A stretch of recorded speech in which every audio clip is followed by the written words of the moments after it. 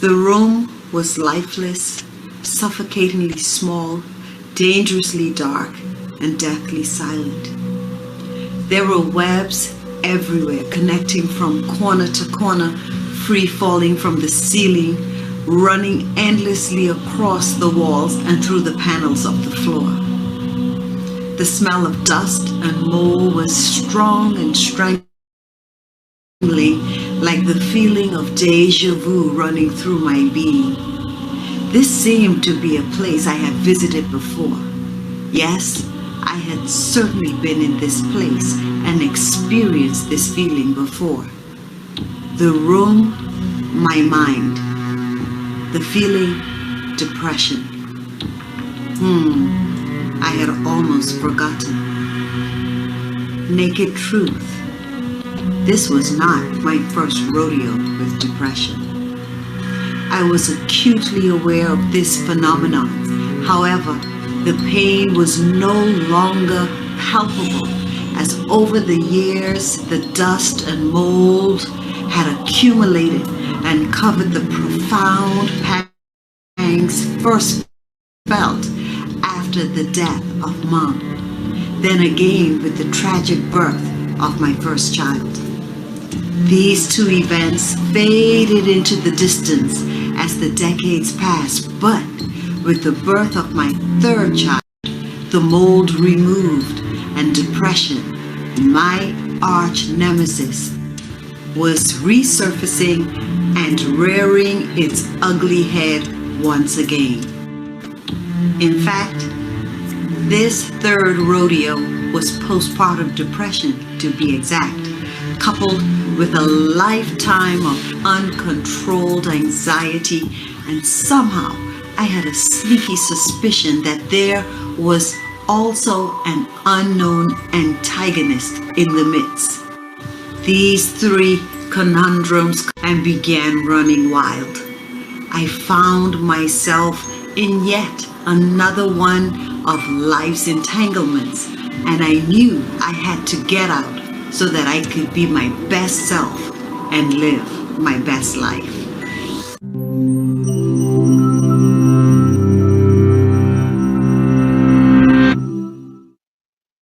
Depression is the leading cause of disability in the world. In the United States, close to 10% of adults struggle with depression. But because it's a mental illness, it can be a lot harder to understand than cholesterol. One major source of confusion is the difference between having depression and just feeling depressed. Almost everyone feels down from time to time. Getting a bad grade, losing a job, having an argument, even a rainy day can bring on feelings of sadness. Sometimes there's no trigger at all. It just pops up out of the blue. Then circumstances change, and those sad feelings disappear. Clinical depression is different. It's a medical disorder, and it won't go away just because you want it to. It lingers for at least 2 consecutive weeks and significantly interferes with one's ability to work, play, or love. Depression can have a lot of different symptoms: a low mood, loss of urges in appetite, feeling worthless or excessively guilty, sleeping either too much or too little, poor concentration, restlessness or slowness, loss of energy, or recurrent thoughts of suicide. If you have at least 5 of those symptoms, according to psychiatric guidelines, you qualify for a diagnosis of depression. And it's not just behavioral symptoms. Depression has physical manifestations inside the brain. First of all, there are changes that could be seen with the naked eye and X-ray vision. These include smaller frontal lobes and hippocampal volumes. On a more micro scale, depression is associated with a few things: the abnormal transmission or depletion of certain neurotransmitters, especially serotonin, norepinephrine, and dopamine, blunted circadian rhythms, or specific changes in the REM and slow wave parts of your sleep cycle, and hormone abnormalities, such as high cortisol and deregulation of thyroid hormones. But neuroscientists still don't have a complete picture of what causes depression. It seems a complex interaction between genes and environment, but we don't have a diagnostic tool that can accurately predict where it will show up. And because depression symptoms are intangible, it's hard to know who might look fine but is actually struggling. According to the National Institute of Mental Health, it takes the average person suffering with a mental illness over 10 years to ask for help. But there are very effective treatments. Medications and therapy complement each other to boost brain chemicals. In extreme cases, electroconvulsive therapy, which is like a controlled seizure in the patient's brain, is also very helpful. Other promising treatments, like transcranial magnetic stimulation, are being investigated too. So if you know someone struggling with depression, encourage them gently to seek out some of these options. You might even offer to help with specific tasks, like looking up therapists in the area or making a list of questions to ask a doctor. To someone with depression, these first steps can seem insurmountable. If they feel guilty or ashamed, point out that depression is a medical condition, just like asthma or diabetes. It's not a weakness or a personality trait, and they shouldn't expect themselves to just get over it, any more than they could will themselves to get over a broken arm. If you haven't experienced depression yourself, avoid comparing it to times you've felt. Comparing what they're experiencing to normal, temporary feelings of sadness can make them feel guilty for struggling. Even just talking about depression openly can help. For example, research shows that asking someone about suicidal thoughts actually reduces their suicide risk. Open conversations about mental illness help erode stigma and make it easier for people to ask for help. And the more patients seek treatment, the more scientists will learn about depression, and the better the treatments will get.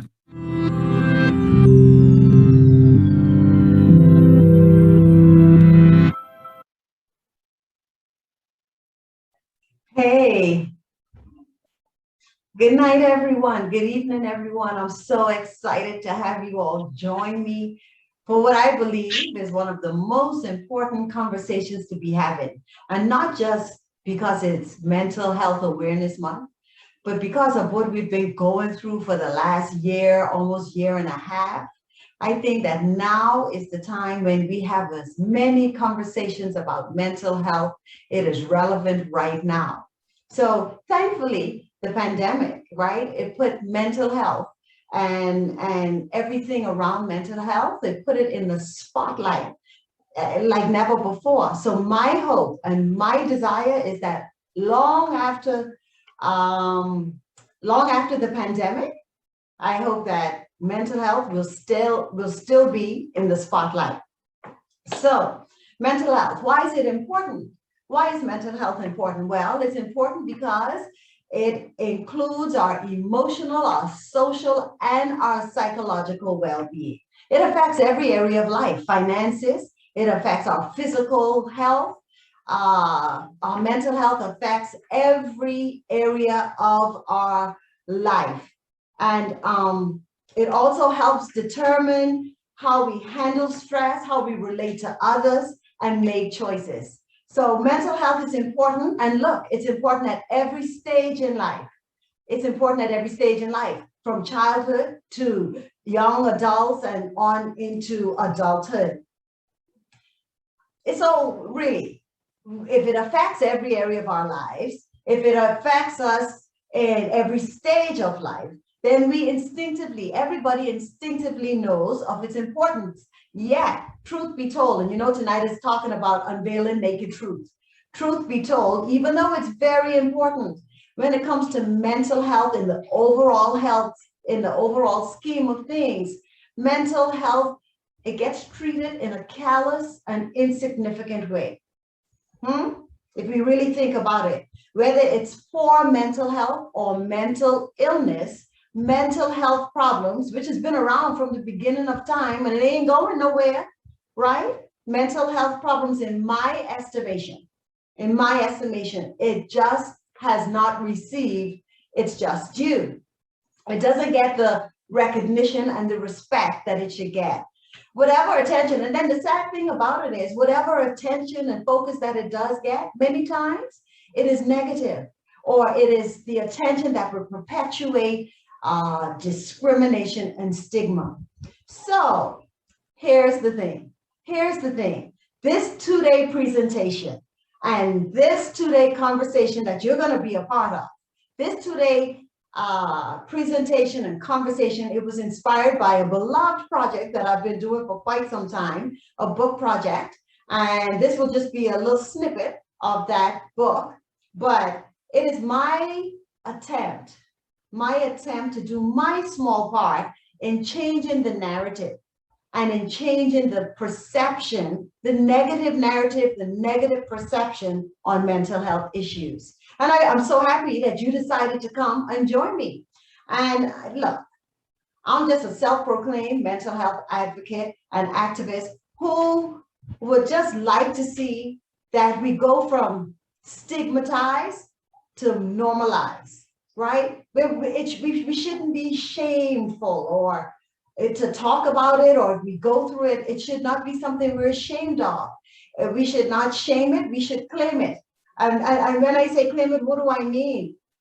I mean we should courageously own our stories and share our stories with challenges of mental health in a way that will stamp out stigma. And if it don't completely stamp it out, you do your part to at least minimize and to reduce stigma and discrimination. So once again, welcome. And now I want you to sit back, relax, and enjoy our feature presentation for tonight. And it is chapter 1, Be Used. Me? Overcoming Depression, chapter 1, Be Used. Sorry.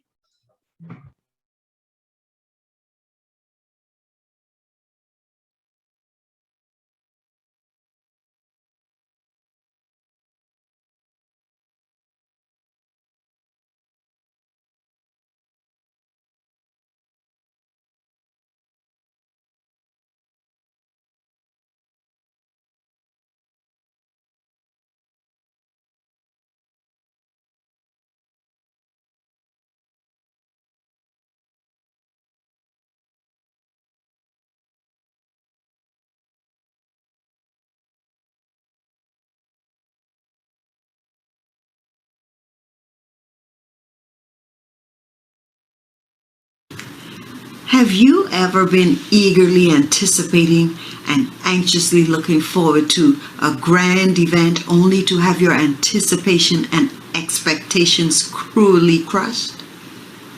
Spring 2006 was such a time for me. This was to be an exciting time in my life. I was blessed with a most wonderful husband and 2 beautiful little princesses ages 6 and 9. We had just given birth to Charming. The girls both loved him and took him as their real-life baby doll. The oldest daughter played it safe and just fed him the bottle, while the second daughter, the risk-taker, was so enamored with him that at the age of 6, she delighted in changing his diapers, from the least offensive to the most offensive ones, before she attached him to her side and walked through the house, every room of the house. Believe it or not, she even convinced me to take him to school for a real-life show and tell. Husband's face every time he looked at his mini-me would say it all.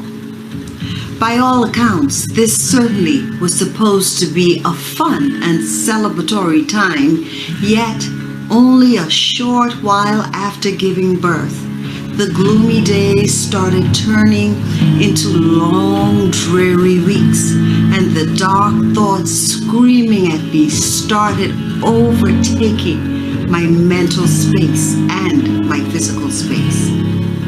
To get out of bed was a task. To get a bath and eat became an unbearable chore. But I'm a fighter, right? I'm a fighter, a warrior, right?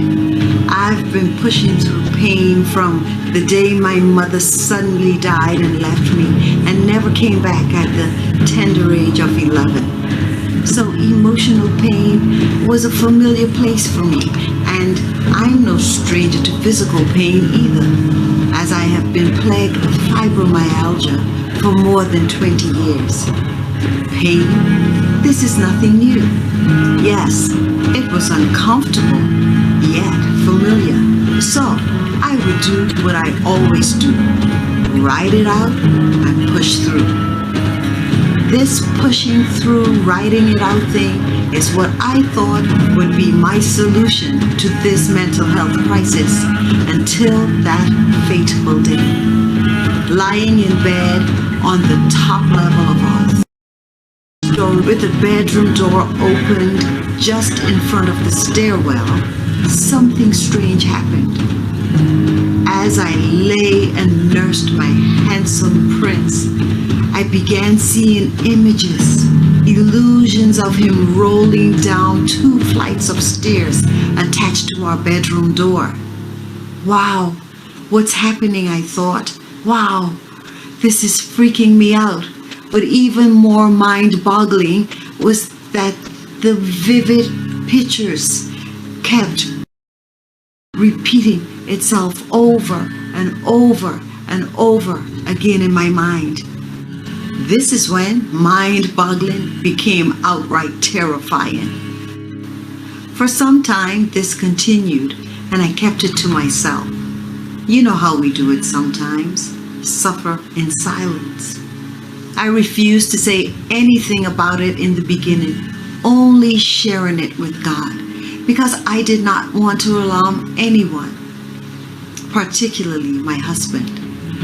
However, when the illusions and visualizations, when they persisted, but not only persisted, when they intensified to where I became afraid to even nurse my son, I was afraid to stay home alone with him. I feared being in the room alone with him because with these images also came frightening thoughts. I spent most of my days in isolation, home alone, and children were in school, relatively new community where I didn't really have much quality human interaction. This isolation didn't help as I found myself looping thoughts in my head over and over again. I feared, and I feared. I knew something had to be done.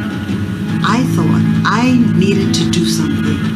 I had to get out of my head. It was just too dark in there. Then, in the midst of all this darkness, I had a light bulb moment, or a semi-light bulb moment.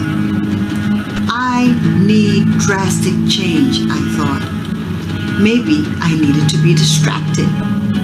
Although I was in a not so good place, and for some you may say a horrible place, instinctively I knew that there were many in the world in webs that were much more tangled than mine. In my fragile state, I mustered enough energy and gained sufficient clarity to start inquiring and searching for opportunities where I could be used to help others. I needed to be used, is what I thought. It was not too long before I came to learn about a shelter for women and children of domestic violence who were looking for volunteers. I signed up, interviewed, and for months I went each day to assist with the care and maintenance of the shelter. Each day I looked forward to performing my mundane yet honorable duties, leaving my haunting environment and immersing myself in an unfamiliar, uncomfortable yet needed zone quickly transported me to a grateful, emotional place. Immediately, I felt a greater sense of purpose and became greatly appreciative for the months I had spent going to this safe haven. This profound and humbling experience was the initial catalyst, the first step that helped me out of this life crisis.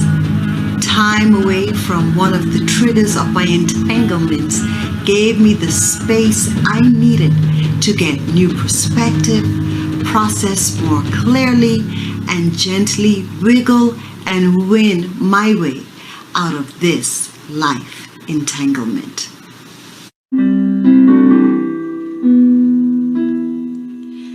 Laying in the silence, waiting for the sirens, signs, any signs I'm alive still.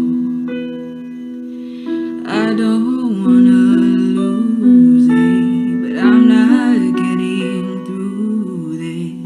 Hey, should I pray? Should I pray to myself, to a God, to a Savior who could unbreak the broken? Say these broken words, find hope in the hopeless. Pull me out the train wreck, unburn the ashes, change.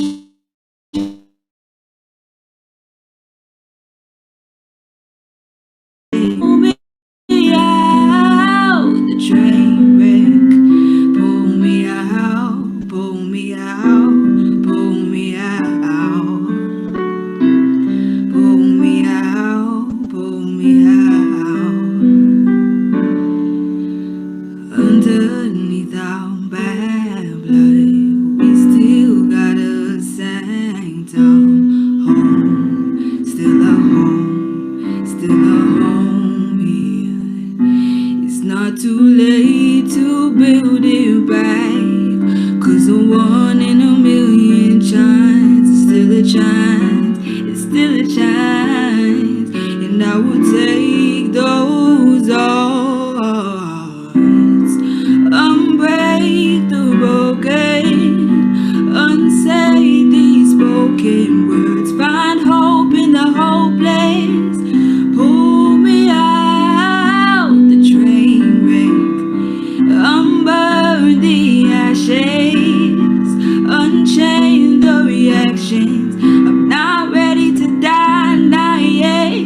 Pull me out the train, pull me out, pull me out, pull me out, pull me out, pull me out. You can say what you want, 'cause see, I would die for you. And I'm down on my knees, and I need you to be my guide, be my help, be a savior who can unbreak the broken, unsay these spoken words, find hope in the hopeless. Pull me out the train wreck, unburn the ashes, unchain the reactions. I'm not ready to die, not yet. Pull me out the train wreck, pull me out, pull me out, pull me out, pull me out, pull me out, pull me out.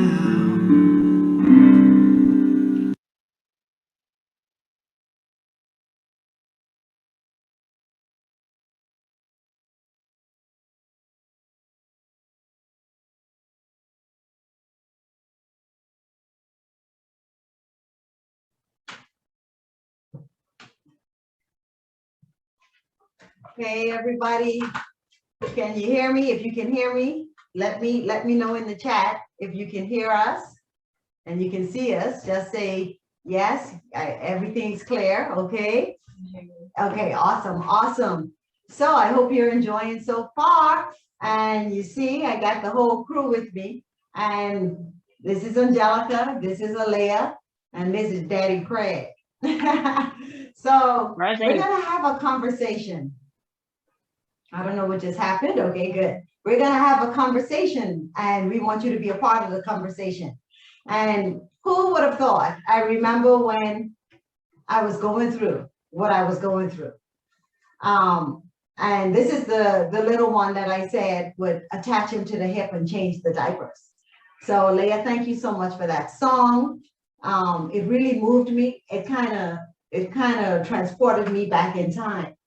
And the reason why we asked for the two young adults to join us tonight is because this topic is not just important, like I said in the introduction, for adults, or it affects every age level. Mental health issues affect every age level.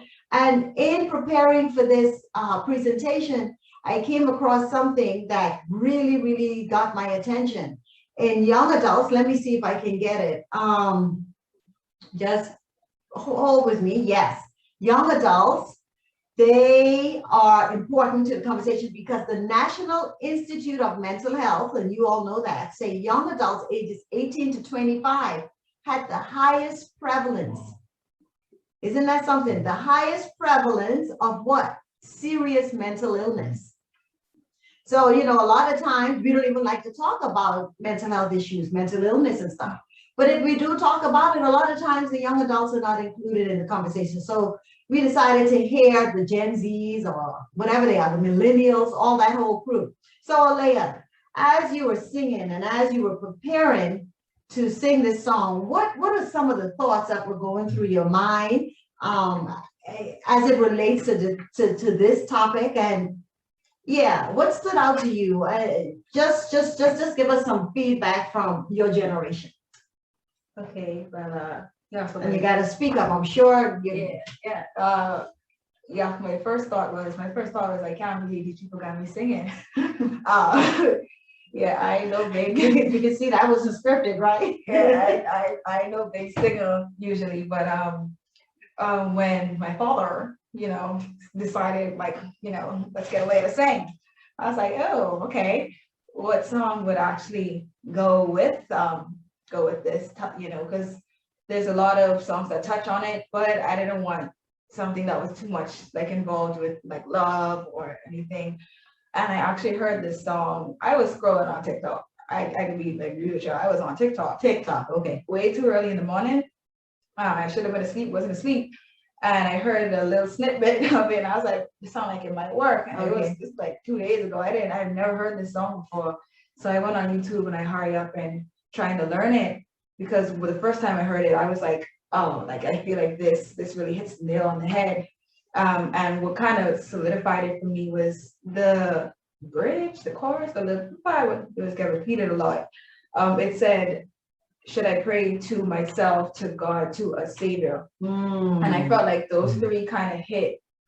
It just covered all of the premises, because okay, for me personally, whenever I have a tough time with whatever, myself is the person who I usually go to. Wow. I usually try and fix things myself. I want to handle it myself, and then come to people when I done deal with it. And then isn't that what we do quite a bit? Yeah. I mean, a lot of times we're going through tough times or crisis or whatever. We try to fix it ourselves, and then when we can't fix it, then we try the next option. It's the next option. So next one was to God, and right. I know I just don't go to Him as soon as I should, but I that hit me because it's just religion on the whole. Whether you're Christian or Muslim, no matter what you are, I think that a lot of people who do suffer from mental health, if they do have a specific religion, oftentimes go to that's their go-to as well, to try and ask for help. And then the last one said a savior, and I feel like that just covered everything else, because anything could be a savior, really. It could be a person, which from what I've seen usually does not end very well. What do you mean when you have somebody trying to save you out of a crisis? Or I think that having someone who's trying to play hero is different from having somebody to love and support you through your tough time.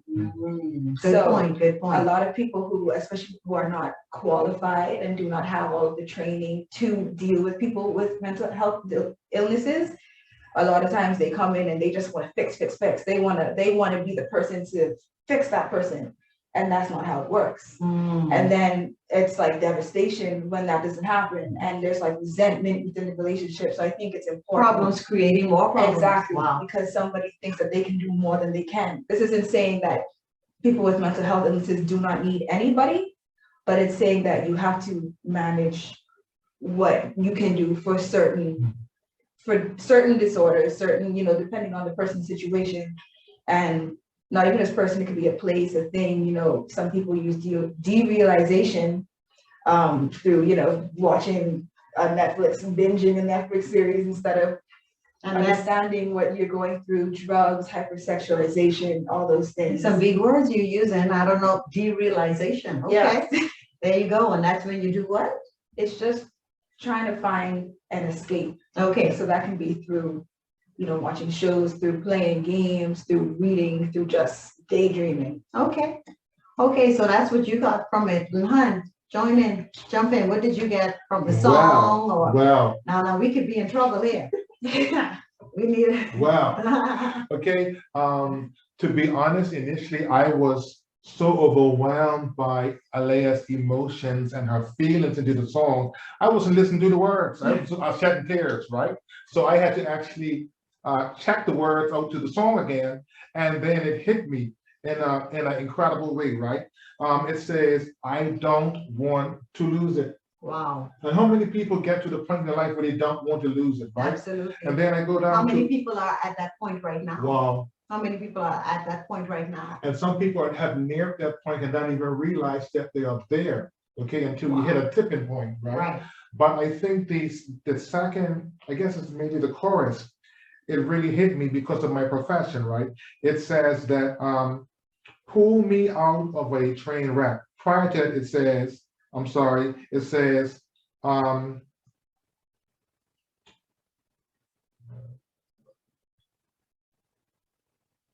okay, almost got lost. It says, pull me out of the train wreck. It also says, it speaks to the point that it's an attempt to try to undo their brokenness, right?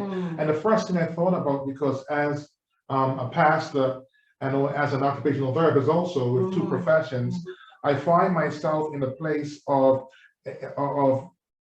restoring people, or at least attempting to restore people. And I've seen so much brokenness.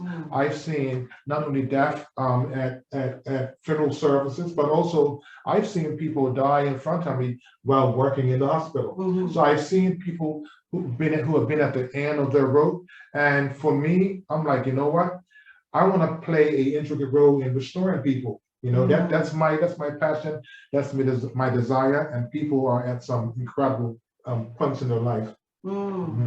That's interesting, because you were just saying how many times people look to other people to be saved. And so then on this side, we have people who are looking to restore and save. Right. So in a mental health crisis or in a mental health situation, that could be good, but it could also be also be dangerous, because we have to know our limits, like what you said. Yes. Wow, that's important. We hang people out to dry. Right, absolutely. So Angelica, you here, and you know I can't leave you out. Well, you just jump in, whatever you want to say. And based off of what did the song make you think of? One of the things that I first envisioned when Alea was singing, when she first started singing the song, was, a train wreck. And when I think about the scene of a train wreck, like, wow, just like a train completely halfway off the rail, or just like hanging off the side of the road. And sometimes there's like people who are trapped inside and they're trying to get out. And a lot of times, sometimes it could be even bystanders who are passing by, whether it be a train wreck or any type of collision that happens. And so when I thought about all this, one thing that I thought about was, in my psychology class, what I learned before is something called the bystander effect. And with the bystander effect, it happens when, let's say that there is somebody who's in distress, right? There's a victim. But the bystander effect is that the more people that there are surrounding that victim, the more people that are in that area, the less likely they are to actually reach out and help that person and help that person struggling. And when I thought about all this, I was like, oh, like that's what happens so many times with like mental health. Like so many people, they might see somebody in distress and they choose to just be a bystander. I don't want to get too involved, or somebody else will come help them. They have other family members who will come and, you know, come to their aid, or somebody will, I guess, come aside and come along and help them in some other way. So that's one of the things that I thought about that came to my mind. That's interesting when you say bystanders. I mean, I got to talk to people who are on. How many of you have found yourself as a bystander? If you really think about it, like you've seen somebody in a mental health crisis or struggling with, or just come to work in a way that doesn't necessarily fit. You know, like maybe their clothes is not properly kept, or their hair is not properly kept, and you say, okay, I'm just going to leave that alone. Or maybe in your family, you know. So the bystander effect, I think, can you know, get all of us at some point. And so why do you think though? Why do you think? And in the chat, y'all drop your comments and answer this question. I mean, I'll put it out to you first, Angelica. Why do you think people have the bystander effect, especially when it comes to mental health issues and crisis? And then Alea, you can go, or whoever, but what do you think about that? Well, one of the reasons that I think a lot of people end up being bystanders when it comes to the realm of mental health is, well, first of all, there's not always a lot of discussion about mental health. Even like what we're doing now, like it's not as common. Not the ending. Not the mental health is not the ending. Yeah, and especially in mental illness, it's like it's definitely it's even worse. So that's one reason. But then another reason why I think a lot of times people are bystanders is because in most places, in most institutions and jobs and schools, there's barely any training or discussion at all about how to deal with people who are suffering with a mental health crisis and who are suffering with these issues. And because of this lack of training, a lot of people, they can't recognize the symptoms as if they were to have it. And a lot of times they don't even know what to do. And really, it just kind of reminds me of how a few years ago, I had the privilege to work an intern at a psychiatric institution. And one of the things that was mandatory for us to do was mental health first aid training. Health first aid training. Yes, mental health first aid training. Okay. And it was mandatory. It was mandatory, and that makes sense. It was kind of what is mental health first aid training? What is that? Just a little quick. Yeah, no problem. So mental health first aid training, what it is it's like first aid. So it's like teaching you how to come to the aid of somebody, except with mental health. And so what the training does, it teaches you how to aid somebody who's in a mental health crisis.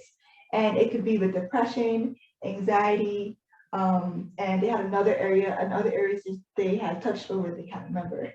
But it was really beneficial because they told you how to look for the symptoms. They taught you the action plan on how to move forward. And that is what is needed, I feel like, for people to stop getting trapped into the bystander effect of, oh, I'm gonna just let that person be in a crisis. I think that'll help tremendously. So yeah. Good input. Before you go, let me just say what somebody from dropped in the comments. People don't want to be looked at in a strange way. So a lot of times people don't want to be looked at in a strange way. And that's interesting. Even with helping, so these are not even the people with the issues, but they feel like just by helping people with the issues, they can be looked at in a strange way. True. Wow, that's important. Takes them out of the regular group. It takes them Good out afternoon. of the regular comfort zone. Yeah. Right. Wow. Right. Yeah. And this also goes outside of a large group. You think about that story. There's a story in the Bible about the Good Samaritan, right? And it was about 3 people involved in that story. and the two had passed them by. Some people just don't care. It's not necessarily they don't care, but they don't want to invest the time that it takes to nurture and help people, right? So the product, so the Good Samaritan comes by. Not only does he take this person off the streets, but he actually finds housing, he finds food, and he invests in that individual, and then he goes along his merry way. And he comes back to check on his health to see how the recovery is going, right? So I think that in a lot of cases, we just don't,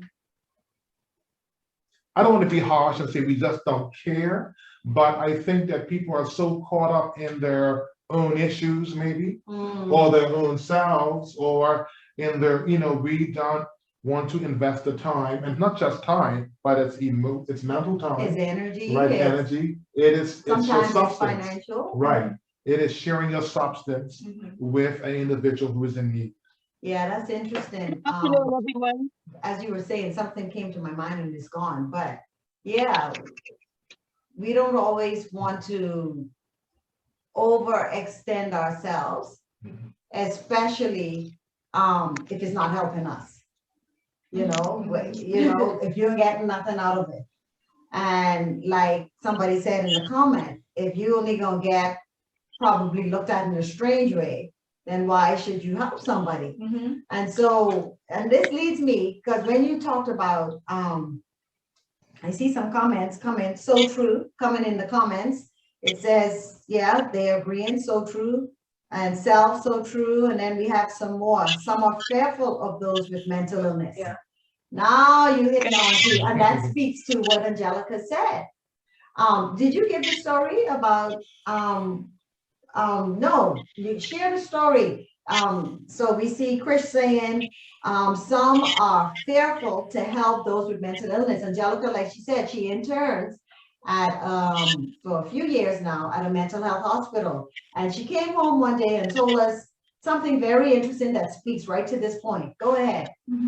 So one of the situations that had happened, it was over the weekend. I was at a friend's house for lunch, and one of the individuals there said, "Oh, like, where are you interning? Where are you working for the summer?" And it was me and my friend who were working in the same department. We were both there together, and we said, "Oh, we work in the hospital, the name of the hospital, which is a psychiatric hospital." And we said, "We work there." And he was like, "Oh, you work there? Well, like, did somebody try to attack you?"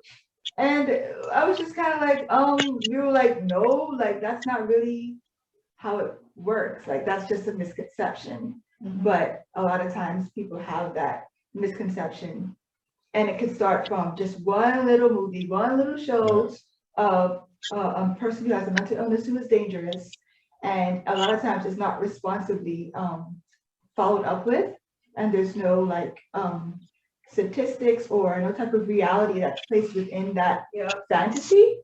And then people just, they don't really know any different. So they think that that's a reality, that a lot of people who are mentally ill are dangerous, and that's not the case at all. Good afternoon. Anybody else have anything? Yeah, that's a great point. That's a great point. Hello. Actually, when I was finishing university in occupational therapy, I had done a rotation in a mental health clinic, and I was scared. Okay. I was a little afraid because of the same, like, the stigma. I was very afraid. You have at least the appearance of a lack of normalcy, where people, like in a few places I've been to, you see that people are in a different place. And so sometimes I got paranoid. But after a while, I started to get to know these people by their names. I mean, we greet each other, and it's totally changed after I put in a couple of weeks there and really understood what I was dealing with. So I do agree with you, Angelica, totally. So it seems like one of the problems, and that's what I was going to talk to a little later, on how can we combat this stigma, but I'll just talk about it a little right here, is to be better educated.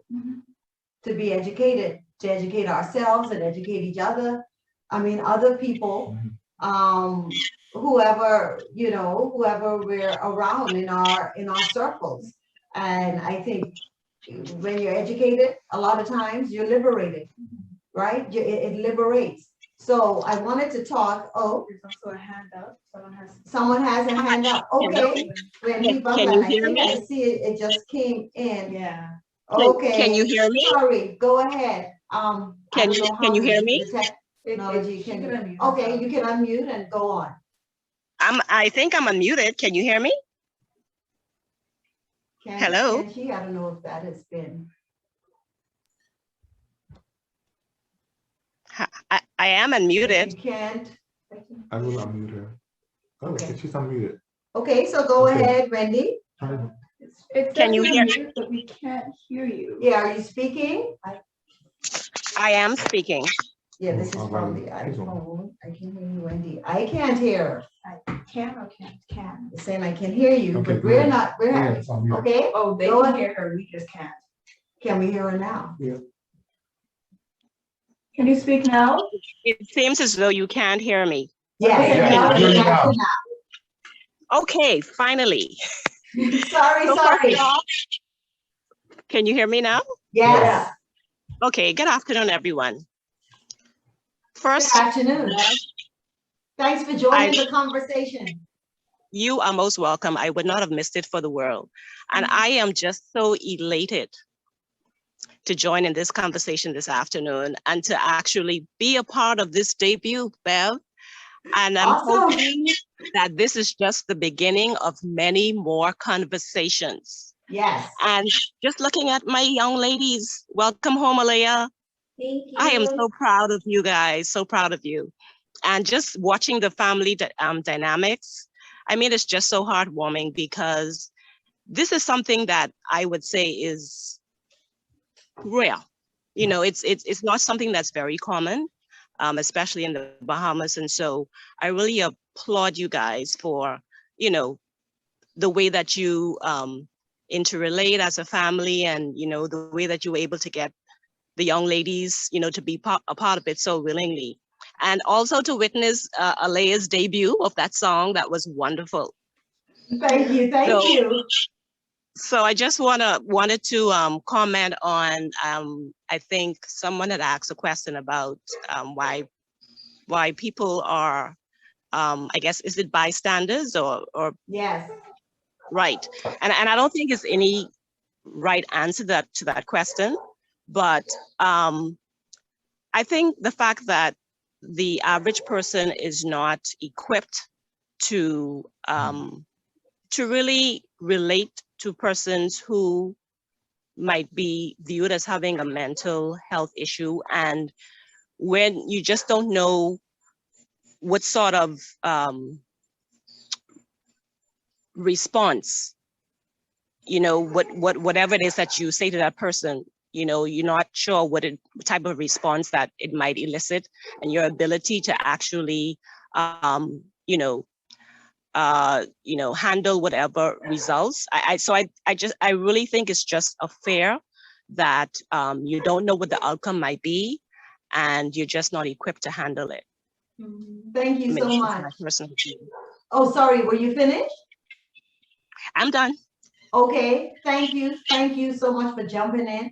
And You can just mute your mic when you finish. If you have a contribution, you can raise your hand and mute your mic, but please, when you're done, you can unmute it also. Thank you. Mute it. Mute it, right. And so, Wendy, thanks so much for the support always. And like I say, putting your voice into this conversation, and it's so needed. And this is the thing. This is why we decided as a family to talk about it, because it's something we haven't seen or we don't see a lot of. And the more we talk, the more the stigma, the more the, you know, this is, like I say, this is our part in trying to stamp out the stigma. And so, and I see iPhone, I don't know who that is, but hi to you. And you're saying, yes, I definitely echo Wendy's comments. So Wendy, you have somebody agreeing with you, and this conversation is so needed. We're just so excited to be here to share. And listen, when we talk about stigma, one thing that really blew me away while preparing for this, stigma is a general word that we attach to like shame or whatever. But I didn't even know that there were types of stigmas. How many of you know, when concerning mental health, that there are different types of stigmas? And the National Alliance on Mental Illness, they list about 6 or 7, and I'll just name a few. It says public stigma, and I think all of us are aware of that. Public stigma, the stereotypes and the prejudices. I mean, how many times, even like what Angelica said, I was a stereotype. Oh, did they attack you, or do they, and so there's public stigma. Then there's self-stigma. When somebody is going through a mental health challenge, or if someone has a mental health illness, they take on and internalize how the public feel about that.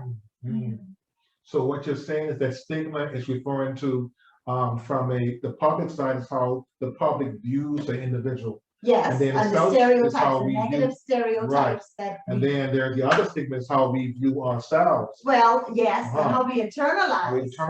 What the public is saying. And then perceived stigma, the belief that others have negative thoughts about people with mental health issues. So even if someone is not thinking negatively, there's this perceived stigma. And then label avoidance. I want to stick here just for a little second. Label avoidance. This is one of the stigmas that they mentioned. When a person chooses not to seek mental health treatment to avoid being assigned a stigmatizing label.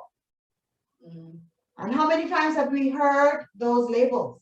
Or we are unveiling naked truth. How many times have we used those labels?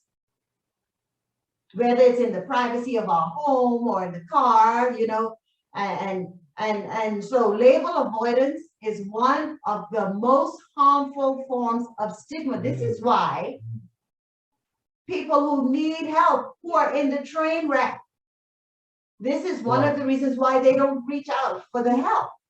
So that's why it's so important to have these conversations, so we could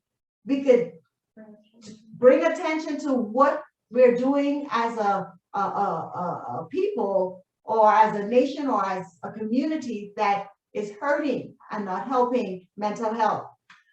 Then stigma by association, and I think that speaks to when somebody in the audience said fear of being, what was that comment? It was a comment in fear, like the person, they fear looking different, and they fear feel like being looked at in a strange way. And I came across a story of somebody who would just to break all that, they would just go, a lot of homeless people, a lot of people who are homeless, unfortunately, they struggle with mental health issues. And there was an article I read where a gentleman made it his what do you call it? Made it his goal to help stamp out the stigma. And so he would go and not just talk to the person who is homeless, but he would actually embrace and just so that other people can see. And I thought that was powerful. And then you have struggle stigmas and other kind of stigmas. So I'm just gonna, if anybody else in the chat want to add anything, or if anybody else here want to add anything coming up? I think that when I think of the word stigma, I also think about the impact of the stigma will create discrimination. Discrimination meaning that how you will be treated as a result of people's perception or how they define you to be, right? And I think that's discrimination is a big one. Right. It's a major thing, and that's where people really end up going, or the people, the victim, they start feeling like, you know what, no one can help me, and no one really cares, because of the behavior. And when you talk about discrimination, We could talk about, this topic can just go on and on and on. Yeah. But immediately what came to mind was like in schools, there are a lot of children who have challenges. They learn different because of different mental health, cognitive challenges or whatever. And they would be labeled as rude, or This because, person can't learn. or this person cannot And learn. as a result, what they put them in the back of the class. Yes, Right, or that's the outside action. in the back. Right. You're lucky if you get in the back. Many times it's outside the class. Right. And so we have to do, like, that's why, like I say, we're just talking and we're saying that, and tomorrow you have, anyway, I'm getting ahead of myself. So let me just give some tips before we go. I don't know what time. Oh, yeah, we're well over the time, but we did start a few minutes late. So before we go, I'm just gonna give, and if anybody has anything, you just drop it in the chat before we go. But just tips on how you can join us, you can join me, you can join all of us and come back from stigma. And I'll just give 4 or 5 tips. Share your story. This is the funny thing, or the interesting thing. All of us have some kind of story that of a friend, of a family, if it's not even a personal story. Share that story. Be open about the mental health problems or crisis or illness that you are aware of. Share it in a way that you're comfortable with, but begin to share your story. There's nothing to be ashamed of. What I want to really emphasize today, and if you know somebody who has a mental health challenge or crisis or illness, it's nothing to be ashamed of. In fact, when you share your story, you're coming from a place of strength, and you're empowering, and you're encouraging and empowering somebody else who is struggling to share their story and to face what they're dealing with. Yeah, you Sure, really, go ahead. really touch the button there. We all have mental health problems, and as like a pastor, right? As a pastor, from the whole Bible is full of people who had mental health problems. Mental health, yes. Right, and it's just that Challenges. there's severities, because we all get sad, we all get down or what have you, and I just think that there's various degrees where some are normal, everyday stuff that we go through, and then other things just when people get to a place where they can't cope anymore, and it becomes a real problem that then they become labeled as they have a mental health problem. Yeah, so I agree that to some extent, all of us are affected by mental health challenges, that's for sure. To what extent, that's another thing. And there's a second tip to combat stigma: educate and liberate. Educate yourselves and others, and hold people accountable. How many times we hear people saying things that will hurt or harm people who are struggling with mental health issues, and we snicker or outright laugh? How many times? Especially if it's in the privacy of our home. How many times, even if we don't snicker, or how many times do we join in with that? That's why I say let's educate ourselves on, and I really wanted to talk, Angelica, about that mental health first aid. That is a serious thing. I think a lot of people, because then that's definitely educating. Yeah. And I think that could be instituted in schools and in any organization.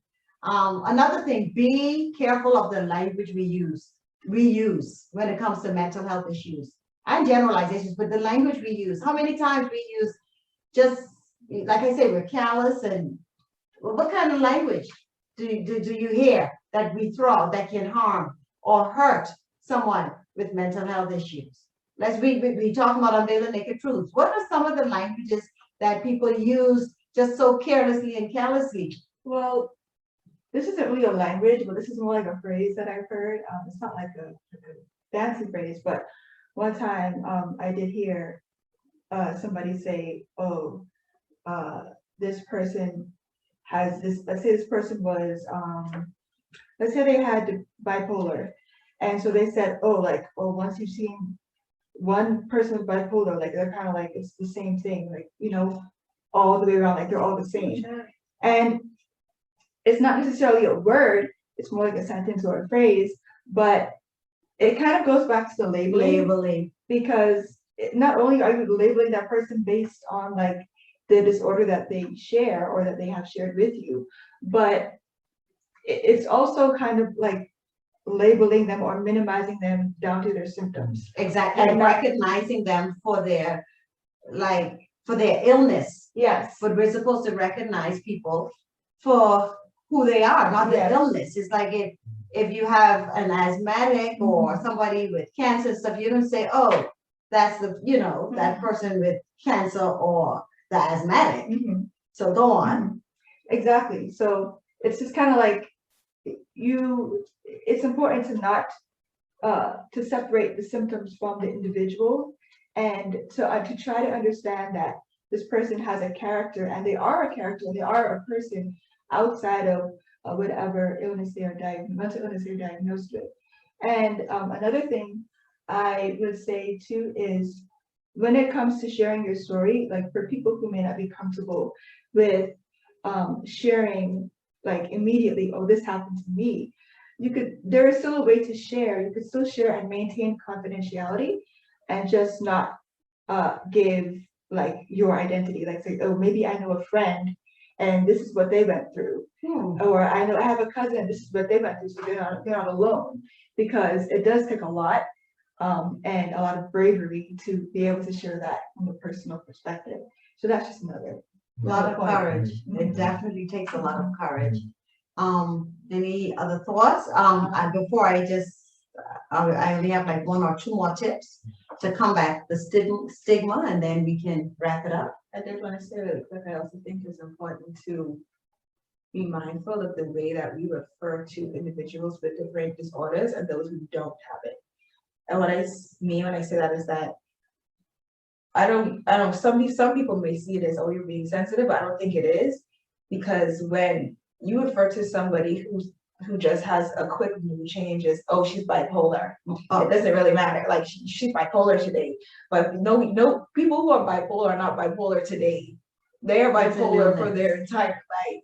It's not something that they can turn on and turn off. And so using that as a way to just describe somebody who does not suffer from that disorder is insensitive, and it diminishes that person's experience. The same way somebody who might be a little jumpy one day, you say, oh yeah, they got ADHD. No, they don't. Right. Absolutely. It's not the same I thing. wanna I've add- heard that multiple times. Yeah, I want to add to that by saying, outside of those real carnal words like nutcase and crazy, what have you, in my country of birth, we used to tease each other in public. And the institution in my country is called St. Brendan's, or was called St. Brendan's. And so we would say, you are a St. Brendan's case. So now nobody wants to go to St. Brendan's to get help. Why? Wow. Because we have stigmatized institution of saying if you go there, you're not case, right? Right. So That's what we were dealing with back in those days. and I think even here, I mean, we have some of and so this is really something we have to kind of check ourselves and check others. We have to hold ourselves accountable and others accountable. That's how we help stamp out the stigma. And so the last two things, just be compassionate and caring. How would you like to be treated? Because we all have challenges. I think I see something coming in the chat. So let me see what is coming in the chat. Before I go, great conversation. Thank you, thank you, thank you. Thank you for, I'm happy you all enjoyed the conversation. But so the last 2 points before we, well, not go, but before we end this segment, and then we only have a few more minutes. So help people, like I say, show compassion. If you have a broken arm or some other kind of illness, you want people to hold you and to show compassion, to care, and to nurture and to acknowledge. So don't just be dismissive. Show compassion, encourage. This is an important one. Encourage equality between physical and mental illness. Yep. Because a lot of times, like I say, we talk about all the other, if you have a heart problem, if you have high blood pressure, that's okay. But when it comes to the brain, I want to hear it. you don't want to, you don't want to hear it, or you're very, again, I'm going to say callous and just don't care and dismiss it. Encourage equality, okay?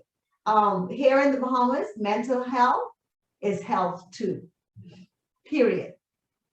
It's no separate. Mental health is health too. And so when referred to as a disease like other diseases, when you refer to mental health illness, now my situation that I described at the beginning of this presentation was more of a mental health crisis. I see something coming in the chat. But when you have a mental health disease that lingers, when you refer to it like a physical disease, it is taken more seriously. So it has to be equal. The physical and the mental, they should all be treated equally with insurances and everything else. We generally, absolutely, oftentimes there's the correlation. And so we generally don't go around making fun of those who are struggling, like I was saying, with cancer, diabetes, or asthma. So if you ain't going around making fun of some, in fact, we're very sympathetic, right? That's true. Very sympathetic to when it's a physical illness, but when it's a mental illness, oh no. So that's our tips. Let me see, you want to say what the chat said? Auntie Shayna said education, empathy, and consideration.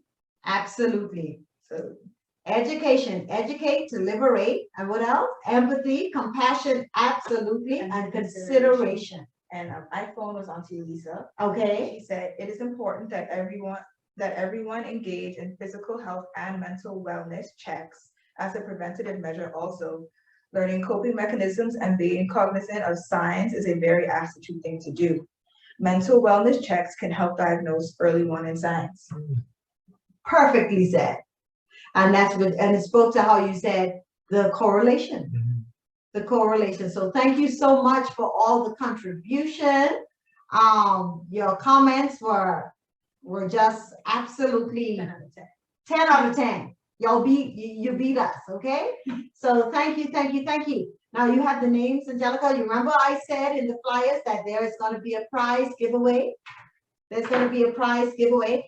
And if, I don't know, we have a great conversation. Thank you, Joey. Thank you, Jojo. That's a millennial, or is that a Gen Z? I don't know, but that's one of the young ones. And if you enjoy the conversation, that makes me feel good. So we're gonna call before we go. We're gonna call some names, and you will get a prize. Okay. E. Dames. I don't know if this, I know E. Dames was on earlier. She's on. Excellent, E. Dames. You are a prize winner, and you're gonna get your prize. What did you say to me, Daryl? Like by email? How are we gonna get it? You're gonna get your prize through email. And I don't think this one is on. They're gonna miss out. So I'm gonna put it back. If you're not on, yeah, I'll keep you out. Is that one on? That name? No. Okay. Yes. I'm sorry? E. James. Oh, yeah, we got you, sister. All right. We got you. This was the second one that I don't think is here. But E. James got the prize. And PG, I don't think so. Okay, so what we're gonna do, because some who registered may not have come, we're just, I think you had a good. Okay, so just call random participants. Who's participant number? Yeah, just call 3 more names. Okay. Who participant, yes, and we're gonna look and we're gonna see what your number is in terms of when you logged on, and that's how you're gonna win. You logged on, you spend time with us, so you're gonna be the winner. Okay, who's the 6th person? Who's the 6th person on the list? So I start from here, right? So 1, 2, 3, 4, 5, 6 is we're gonna round down. Yeah, we're gonna, yeah, okay. So does it work? No, is it? That's what I say. Yay! Well, Pearl is 6. Oh, okay. Pearl is 6. All right, so Pearl will get a prize. Pearl will get a prize. Woo! You're gonna get it in your email. Come, I'm not, okay, just, that's 2, 1 more. Yeah, 1 more. Number 17. Number 17, oh my.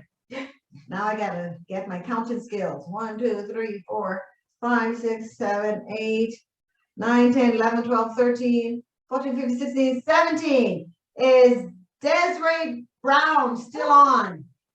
I think this is Ray from Alabama. Yeah? Oh. Is she still on? Anyway, I think you're We can here. get to that prize. So we're gonna get your prize to you, Desiree Brown. You Woo! gotta send us your email. We gotta get her email. Yes. So Yeah, she just we got all Okay. 3 winners. We have E. James, we have Pearl, and we have Desiree Brown. Excellent. And so this is our presentation for tonight. I want to say a huge thank you to all of you for joining us and having this conversation. We couldn't have the conversation without you. So thank you, thank you, thank you, thank you. Don't forget to join us again tomorrow at 7. Now, we were here from before 7, so we want you to come on time. Come on time. We'll stay just before an hour, but come on time. And tomorrow is going to be big. I have 3, I call them super guests that will be sharing and joining the conversation. So come on in and join us tomorrow. So if there's anything you want to say, anybody want to say anything in the chat? If not, we're going to be out. Where's the... Bye. Bye, guys. Great to see you, Jen. You too, Miss Crash. Awesome, awesome, awesome. We're supposed, you can see we didn't have this part totally clean, because some music was supposed to be playing here. Let's see, are we gonna get this music? See, the technological guy was not here on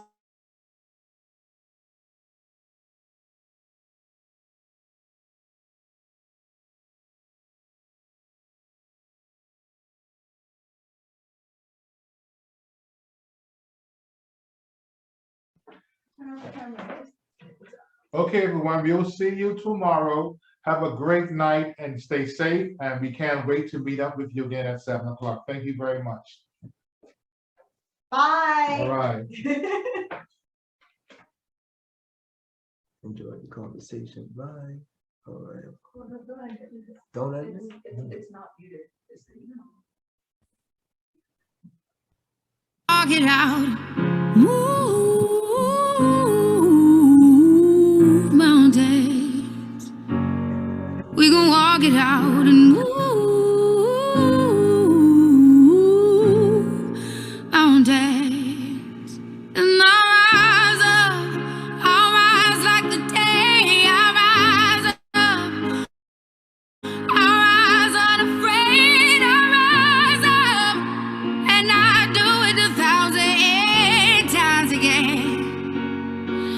And I'll rise up, I like the waves. I rise up, in spite of the ache. I rise up, and I do it 1,000 times again.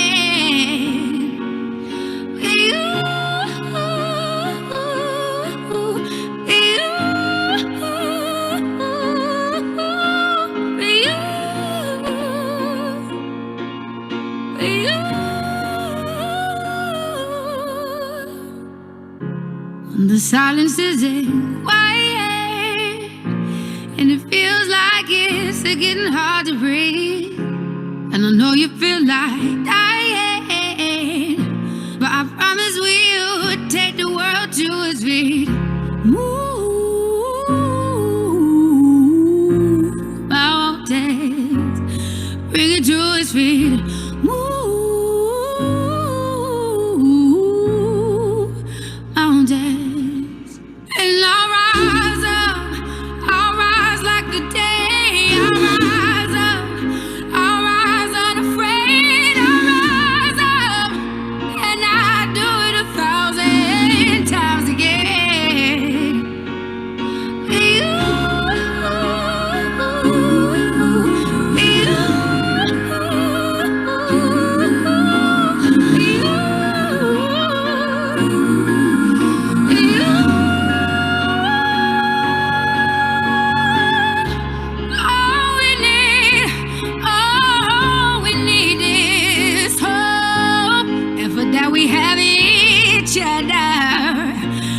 but that we have each other.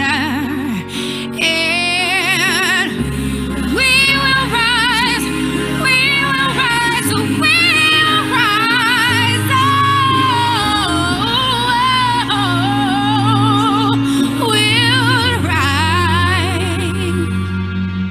I'll rise up, rise like the day. I'll rise up in spite of the ache.